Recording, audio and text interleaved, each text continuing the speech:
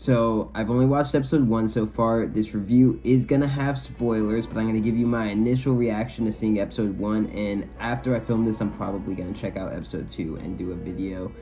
Etsy.com/shop/evilbroomstick. I make hand-painted horror hats. Buy yourself one. I got Friday the 13th hats in all colors. Andor.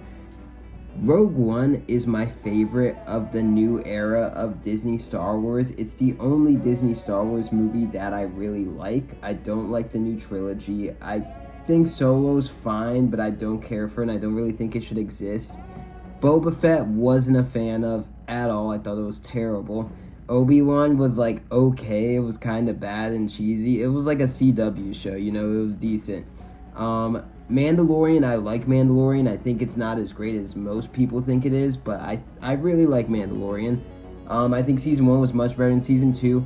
Going into Andor, I had zero hope. I didn't care that it was the dude who made Rogue One, Tony Gilroy, because it's Disney Star Wars. I haven't liked these Disney Plus shows. I've given up hope on them. They burned me on Obi-Wan. They burned me on a Boba Fett show, and then they burned me on Obi-Wan. Can you believe that we had a Boba Fett TV series and a Obi-Wan Kenobi TV series come out, and nobody really loved them?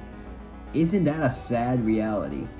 So I didn't care that the critics were saying, oh, this is going to be the greatest thing ever. I didn't watch the trailers going into this. I was just like, I'm just going to watch the show as it is. I really, really, really like Rogue One. I've seen Rogue One numerous times. I missed it when they re-released it in IMAX. This show so far, episode 1, I thought it was fine. I thought it was alright.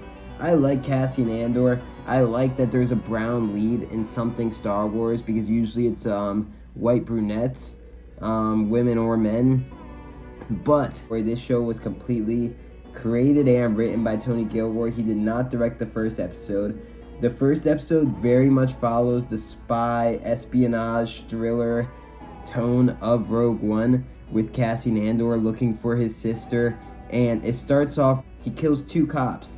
And now, he's fucked. He's got to go on the run because these 2 cops. I like that real world, simplicity. But this show, I feel like if you hadn't seen Rogue One and you didn't know Cassian Andor, if you just watched Andor, I can't imagine you're very intrigued or very, very into his character to where this episode ends. You're gonna want to watch episode 2.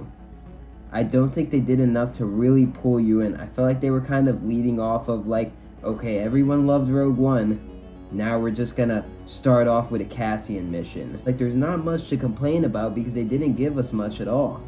The backstory stuff with him and his sister on Canary, I like that they didn't speak English, and I like that there were no subtitles. You just sort of understood what they were saying by just picking up on the vibes of it.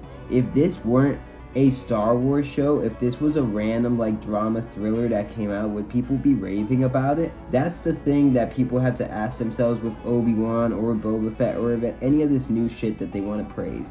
If you take away the Star Wars label, take away the fact that it's Star Wars, is what I'm watching a good show? Are the characters well written and well fleshed out? Is there good drama? Is there good action? Is there good suspense and thrills and cinematography and editing? But episode 1 was alright. I'm going into episode 2 with an open mind, and I hope it gets better. Thanks for watching. Etsy.com/shop/evilbroomstick. I'm going to check out episode 2 and 3 and do reviews for both of them. I also saw fucking Pearl last night, and I'm going to put up a spoiler review for that crazy ass horror movie. Peace, much love.